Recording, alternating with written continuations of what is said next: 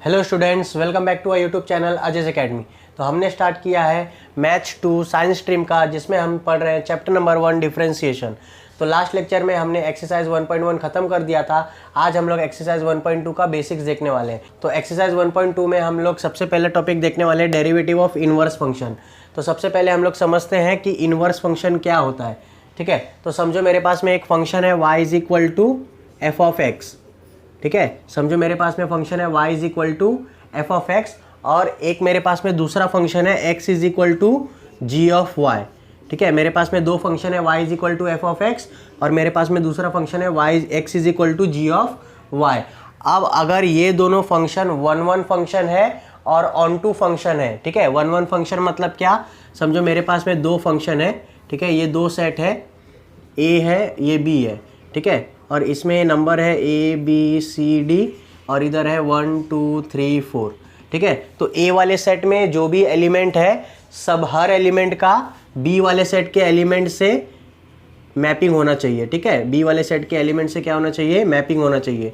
ठीक है, एक एलिमेंट का एक ही मैपिंग होना चाहिए, तो उसको हम लोग बोलते हैं वन वन फंक्शन। एक एलिमेंट का एक ही मैपिंग हो रहा है, देखो a 1 के साथ में हो रहा है, b 2 के साथ में हो रहा है, c 3 के साथ, c 4 के साथ में हो रहा है, d 3 के साथ में हो रहा है। ठीक है, सब एलिमेंट का मैपिंग हो रहा है, एक ही मैपिंग हो रहा है b वाले के। ठीक है, तो इसको हम लोग बोलते हैं डोमेन। ये आपने फंक्शंस 11th स्टैंडर्ड में पढ़ा होगा, function, sets, function and relation में। और इसको हम लोग बोलते हैं रेंज। ठीक है, रेंज बोलो या फिर कोडोमेन बोलो। ठीक है, तो ये मेरा सेट है, ये मेरा दूसरा सेट है, इसमें हर एक एलिमेंट का मैपिंग दूसरे सेट बी के एलिमेंट के साथ में हो रहा है। एक एलिमेंट का मैपिंग एक ही एलिमेंट के साथ में हो रहा है, तो ये दोनों फंक्शन क्या है, वन वन फंक्शन है। ठीक है, और ऑन टू फंक्शन क्या होता है, ऑन टू फंक्शन मतलब ए वाला जो सेट है ना, ए वाले सेट के हर एलिमेंट का मैपिंग किसी ना किसी एक एलिमेंट के साथ में होना ही चाहिए, बी के किसी ना किसी एक एलिमेंट के साथ में होना चाहिए। मतलब इनके जो भी चारों एलिमेंट है ना, इनका मैपिंग होना ही चाहिए। ठीक है, एक हो या दो हो, कुछ भी हो चलेगा। ठीक है, तो ऐसे हम लोग फंक्शन को क्या बोलते हैं, ऑन टू फंक्शन बोलते हैं। ठीक है, तो ये दोनों फंक्शन क्या है, one one onto function है। ठीक है, वन वन और ऑन टू फंक्शन। तो वैसे ही अगर y is equal to f of x है और x is equal to g of y है, ठीक है, और ये दोनों फंक्शन वन वन और ऑन टू फंक्शन है, क्या है, वन वन और ऑन टू फंक्शन है, तो मैं क्या बोल सकता हूं कि मैं बोल सकता हूं कि जो g है ना, g ये f इनवर्स है। ठीक है, g जो है वो क्या है, f इनवर्स ऑफ x है। आई बात समझ में, g जो है वो क्या है, f इनवर्स ऑफ x है। या फिर मैं बोल सकता हूं कि g is the inverse function of f। g is the inverse function of f। समझ में आया मैं क्या बोल सकता हूँ, g is the inverse function of f and vice versa. Vice versa मतलब क्या, वाइसे वर्सा मतलब f जो है f भी g का इनवर्स है। ठीक है, समझ में आया। तो y is equal to f of x और x is equal to g of y अगर होगा, और ये दोनों फंक्शन अगर वन वन और ऑन टू फंक्शन है, तो मैं क्या बोल सकता हूँ कि g जो है वो f का इनवर्स होगा, या फिर f जो है वो g का इनवर्स होगा। तो ये होता है इनवर्स फंक्शन। अब हम लोग डेरिवेटिव ऑफ इनवर्स फंक्शन का थ्योरम समझते हैं, थ्योरम क्या बोलता है। ठीक है, तो समझो मेरे पास में एक फंक्शन है y is equal to 2x minus 2। ठीक है, तो अगर मुझे इस y is equal to 2x minus 2 function का इनवर्स निकालना है, तो मैं क्या करूंगा मालूम है क्या, मैं सिंपली ये जो y is equal to 2x minus 2 है ना, इस वाले इक्वेशन को x के टर्म्स में लिखूंगा। मतलब x is equal to in terms of y लिखूंगा। तो यहाँ क्या हो जाएगा, देखो ये y माइनस 2 है, साइड आके क्या हो जाएगा, प्लस 2 हो जाएगा, और इधर क्या बचेगा, 2x बचेगा। ठीक है, और 2 मल्टीप्लाई कर रहे हैं तो 2 इधर आके क्या कर देगा, डिवाइड कर देगा, और इधर क्या बच जाएगा, x बच जाएगा। ठीक है, समझ में आया, ये बात समझ में आई। अब यहाँ पे देखो y जो है, y x का फंक्शन है। ठीक है, और यहाँ पे जो x है वो y का फंक्शन है। समझ में आया, दो अलग अलग फंक्शन है। अब अगर ये दोनों फंक्शन वन वन फंक्शन है या फिर ऑन टू फंक्शन है, वन वन और ऑन टू दोनों। ठीक है, अभी मैंने आपको बताया वन वन फंक्शन और ऑन टू फंक्शन क्या होता है। अगर ये दोनों फंक्शन वन वन फंक्शन और ऑन टू फंक्शन है, तो अगर मैंने dy बाई डी एक्स निकाला, ठीक है, y का derivative with respect to x निकाला, और यहाँ पे अगर मैंने dx बाई डी वाई निकाला, यहाँ पे मैंने dx बाई डी वाई निकाला, तो ये दोनों डेरिवेटिव है ना आपस में क्या होंगे, रेसिप्रोकल होंगे। ये दोनों जो डेरिवेटिव है वो आपस में एक दूसरे के क्या होंगे, रेसिप्रोकल होंगे। मतलब मैं ऐसा लिख सकता हूँ dx upon dy d x upon d y is equal to 1 upon d y by d x, 1 upon d y by d x. मैं ऐसा लिख सकता हूँ d x upon d y is equal to 1 upon d y by d x, या फिर मैं इसको ऐसा भी लिख सकता हूँ d y upon d x is equal to 1 upon d x upon d y. ठीक है, d x upon d y. तो ये सिंपल सा थ्योरम है जो अभी हम लोग डिस्कस नहीं करेंगे। ये थ्योरम आपको एग्जाम में 3 to 4 मार्क्स के लिए आता है। वो थ्योरम के लिए मैं आपको अलग से एक वीडियो बना के दे दूंगा, लेकिन यहाँ पे हम बस उसके रिजल्ट डिस्कस करेंगे क्योंकि ये हमको एक्सरसाइज में प्रॉब्लम सॉल्व करने में काम आने वाले हैं। ठीक है, तो मैंने क्या बताया आपको अभी कि डेरिवेटिव ऑफ इनवर्स फंक्शन का जो थ्योरम है वो क्या बोलता है कि अगर y एक फंक्शन है इन टर्म्स ऑफ x और x जो फंक्शन है इन टर्म्स ऑफ y, अगर ये दोनों फंक्शन आपस में 1 फंक्शन है और ऑन टू फंक्शन है तो ये दोनों एक दूसरे के क्या हो जाएंगे, इनवर्स हो जाएंगे। और ऐसे फंक्शंस का अगर मैं डेरिवेटिव निकालूंगा dy बाई डी एक्स निकालूंगा या फिर dx बाई dy निकालूंगा, इसका derivative dy by d x आएगा और इस फंक्शन का derivative dy by d x आएगा, इसका dx बाई dy आएगा। ठीक है, तो ये दोनों जो डेरिवेटिव निकलेंगे वो आपस में क्या होंगे, एक दूसरे के रेसिप्रोकल होंगे, वो आपस में एक दूसरे के क्या होंगे, रेसिप्रोकल होंगे। ये सिंपल सा थ्योरम बोलता है डेरिवेटिव ऑफ इनवर्स फंक्शन। ठीक है, तो हमको ये थ्योरम जो है, ये जो रिजल्ट है, ये रिजल्ट का एक्सरसाइज में क्वेश्चन नंबर 1 और क्वेश्चन नंबर 2 जब सॉल्व करेंगे तो ये रिजल्ट हमको काम में आने वाला है। अब हम लोग देखते हैं कि डेरिवेटिव ऑफ इनवर्स फंक्शन में हम लोग ट्रिग्नोमेट्रिक फंक्शंस में कैसे यूज करते हैं। ठीक है, तो जैसे अभी मैं ट्रिग्नोमेट्रिक फंक्शंस यहाँ पे लिख देता हूँ sin 30, ठीक है, sin 30 cos 45, ठीक है, और यहाँ पे लिख देता हूँ tan 60। ठीक है, तो इसका आप लोग मुझे आंसर बताओ क्या हो सकता है। sin 30 का आंसर, cos 45 का आंसर और tan 60 का आंसर। तो sin 30 कितना होगा, हाफ होगा। ठीक है, sin 30 मतलब क्या, हाफ। cos 45 मतलब क्या, cos 45 मतलब 1/√2, cos 45 मतलब क्या, 1/√2। और tan 60 मतलब क्या, tan 60 मतलब √3। ठीक है, tan 60 मतलब क्या, √3। ठीक है, तो ये साइन फंक्शन के साथ में 30 डिग्री जो है ना वो इनपुट है। ठीक है, यहाँ पे मैंने 30 डिग्री इनपुट डाला। ठीक है, एंगल जो है वो 30 डिग्री है, तो मुझे आउटपुट कितना मिल रहा है, आंसर कितना मिल रहा है मुझे, आउटपुट, ठीक है, हाफ मिल रहा है। ये इनपुट है, जो एंगल्स है वो सब इनपुट है, और यहाँ पे जो आंसर्स मिल रहा है मेरे को वो सब क्या है, आउटपुट है।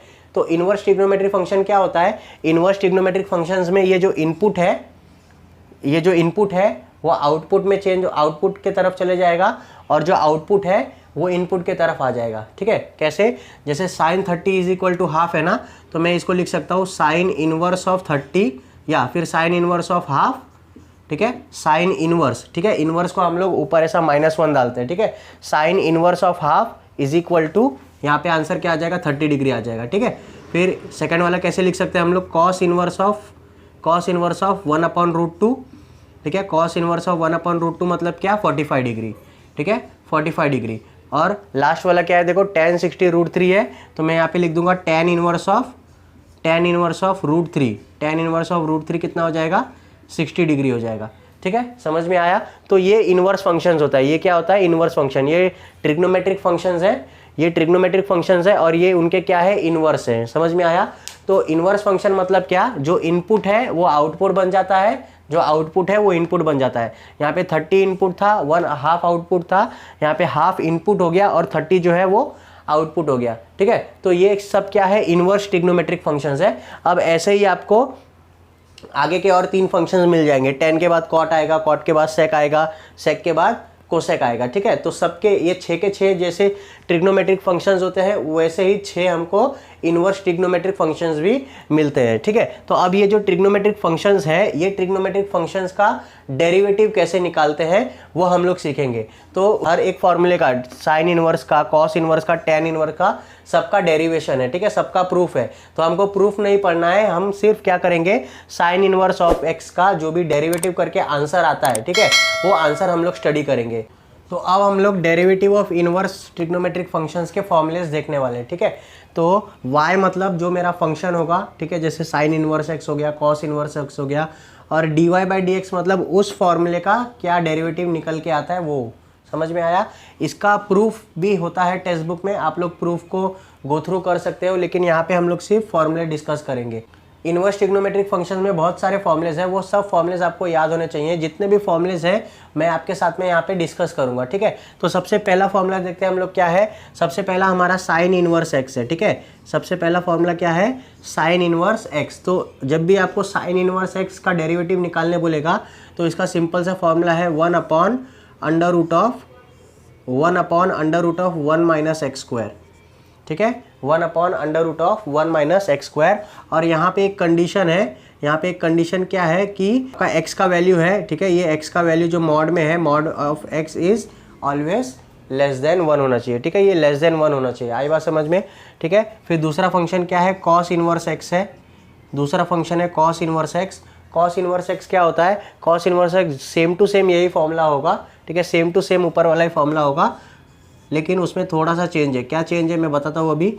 1 minus x square, same to same यही फॉर्मूला है, लेकिन यहाँ पे माइनस है, ठीक है। यहाँ पे क्या है, माइनस है। और यहाँ पे भी सेम कंडीशन अप्लाई होगा कि जो आपका एक्स का वैल्यू होगा, मॉड एक्स होगा, वो क्या होगा आपका लेस देन 1 होगा, ठीक है। तो साइन और कॉस का जो फॉर्मूला है वो एकदम सेम टू सेम है, बस यहाँ पे माइनस है। जो भी सी से स्टार्ट होगा, देखो डेरिवेटिव हमने सीखा था, जो भी डेरिवेटिव में ट्रिग्नोमेट्रिक फंक्शन में सी से स्टार्ट होते हैं, कॉस, फिर कॉट और कोसेक, सबके डेरिवेटिव नेगेटिव में आते थे ना। सेम चीज़ यहाँ पे भी है, यहाँ पे भी कॉस का, कॉट का और कोसेक का डेरिवेटिव जो होगा वो नेगेटिव में आएगा, ठीक है। अब तीसरा फंक्शन है टेन, ठीक है। Tan inverse x.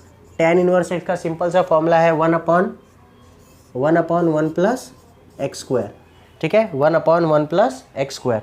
यहाँ पे कोई भी कंडीशंस नहीं है, ठीक है, क्योंकि 1 प्लस एक्स स्क्वायर है, एक्स कोई भी वैल्यू ले सकता है, ठीक है। Tan inverse of x is 1/1 plus x square. Cot का सेम टू सेम फॉर्मूला है, कॉट जो है, कॉट का सेम टू सेम फॉर्मूला है cot inverse of x. Cot का सेम टू सेम फॉर्मूला है, क्या फॉर्मूला है, 1/1 प्लस एक्स स्क्वायर, लेकिन सिर्फ यहाँ पे क्या है, माइनस है, ठीक है।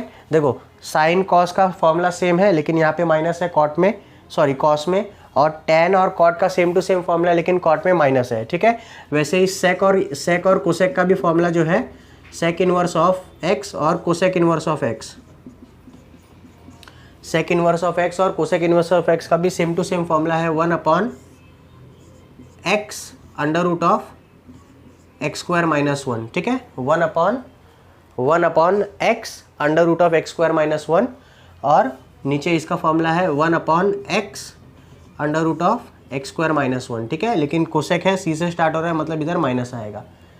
तो ये बेसिक फॉर्मूलेज हैं ट्रिग्नोमेट्रिक फंक्शंस के, इनवर्स ट्रिग्नोमेट्रिक फंक्शंस के डेरिवेटिव, ठीक है। Derivative of inverse trigonometric functions जो आपको याद होने चाहिए, ये एक्सरसाइज में बहुत काम में आने वाले हैं आपको, तो ये आप लोग रट लो, ठीक है। साइन इनवर्स ऑफ एक्स का फॉर्मूला क्या है, 1/√1 minus x square. Cos inverse का सेम टू सेम फॉर्मूला, लेकिन माइनस के साथ में। टेन इनवर्स एक्स का क्या है, 1/1 plus x square. Cot inverse x का सेम टू सेम फॉर्मूला, लेकिन माइनस के साथ में। सेक इनवर्स का क्या है, 1/x इंटू √ऑफ x square minus 1। Cosec inverse का क्या है, माइनस के साथ में, ठीक है। तो ये फॉर्मूलेज जो है वो आपको याद होने चाहिए। तो अब ये जो डेरिवेटिव ऑफ इनवर्स फंक्शन है ना, तो यहाँ पे है ना, देखो x है तो x रहेगा, तो सिर्फ हम लोग 1/1 minus x square formula use करेंगे, ठीक है। अब लेकिन यहाँ पे अगर x के जगह पे कोई और फंक्शन आ जाता है, ठीक है, जैसे हम कॉम्पोजिट फंक्शन बोलते हैं, ठीक है। कॉम्पोजिट फंक्शन या फिर चेन रूल अप्लाई होगा, ठीक है। कैसे होगा कि जैसे आपको ऐसा दिया, sign inverse of F of x दिया, ठीक है। तो चेन रूल हम कैसे अप्लाई करते थे, पहले जो भी साइन का फॉर्मूला है वो लगाने का, और उसके बाद में एफ ऑफ एक्स जो भी रहेगा उसका एक बार और डेरिवेटिव लेने का। तो यहाँ पे भी सेम चीज़ होगा, पहले साइन इनवर्स का फॉर्मूला लगेगा 1/√1 माइनस, जहाँ पे भी एक्स रहेगा वहाँ पे आप एफ ऑफ एक्स पुट करोगे, ठीक है।